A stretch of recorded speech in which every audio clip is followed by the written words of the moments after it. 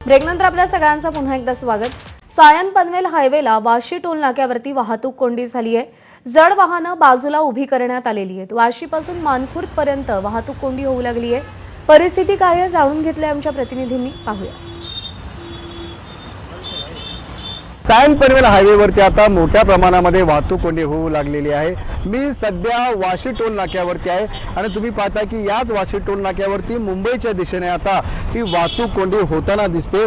सकाळच्या वेळेस आहे ते या ठिकाणी एवढी रहदारी नव्हती, मात्र आता तो आपण पाहतो की 11 नंतर आहे ते या ठिकाणी रहदारी ही वाढू लागलेली आहे आणि संपूर्णपणे वाशी टोल नाक्यावरती मुंबईच्या दिशेला जवळपास 4-5 किलोमीटर पर्यंतच्या या वाहनांच्या रांगा लागलेल्या आहेत। मुंबई जाणारी ही ट्रॅफिक आहे, त्यामुळे मराठा आंदोलनाचा फटका आता काल ज्या पद्धतीने सायन पनवेल हायवेला बसला होता तीच परिस्थिती आजही दिसून येत आहे। त्यामुळे या रहदारीच्या मधून कार जे मुंबईकर आहेत त्यांना त्रास होऊ नये म्हणून आता जी जड वाहतूक आहे ती जड वाहनं आता पोलिसांनी बाजूला करायला सुरुवात करण्यात आलेली आहे। त्यामुळे तुम्ही पाहताय की जे ट्रक आहेत, कंटेनर आहेत, टँकर आहेत, त्यांना एका बाजूला रस्त्याच्या डाव्या बाजूला आहेत ते उभा करण्यात आलेला आहे। आज आंदोलनाचा दुसरा दिवस आहे आणि याचा फटका आता या आंदोलनाचा आज वाहतूक कोंडीला सुद्धा या ठिकाणी बसताना दिसतोय। सुदैवाने आज सकाळपासून आहे तो पाऊस नाहीये, पाऊस उघडलेला आहे, त्यामुळे एक तरी पाऊस नसल्यामुळे कुठेतरी थोडीशी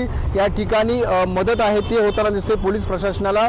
आणि आता सध्याची जर ही परिस्थिती पाहिली तर संपूर्णपणे सायन पनवेल हायवेला वाशीपासून मानखुर्दपर्यंत ही भली मोठी वाहतूक कोंडी झाल्याचं आपल्याला दिसून येत आहे। विनायक पाटील।